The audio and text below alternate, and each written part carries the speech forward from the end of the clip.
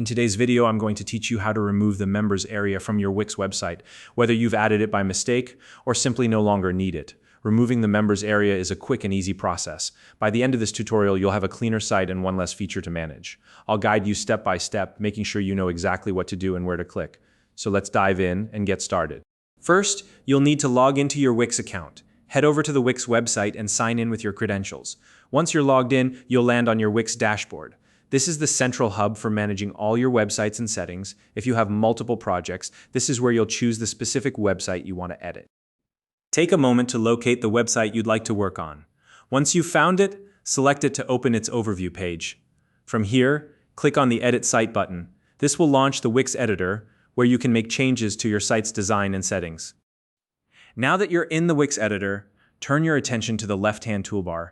This toolbar holds all the tools and features you'll need to customize your site.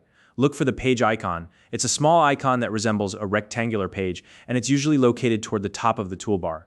Go ahead and click on it to expand the list of pages currently on your website. When the list of pages opens, scroll through to find the members area. Depending on your site setup, this section might be labeled as members area, or it could include variations like members or login. Once you locate it, click on it to select it.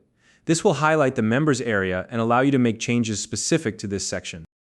Next, look toward the toolbar again, and you'll notice a small gear or cogwheel icon. This is the settings icon, and it's what you'll use to access the members area settings. Click on the settings icon, and a new panel will appear, giving you options related to managing the members area. In the settings panel, you'll find an option to delete the members area. It might be labeled as delete members area or something similar, but it will be easy to spot. Once you've found it, click on this option to begin the removal process. Before the members area is completely removed, Wix may prompt you to confirm your decision.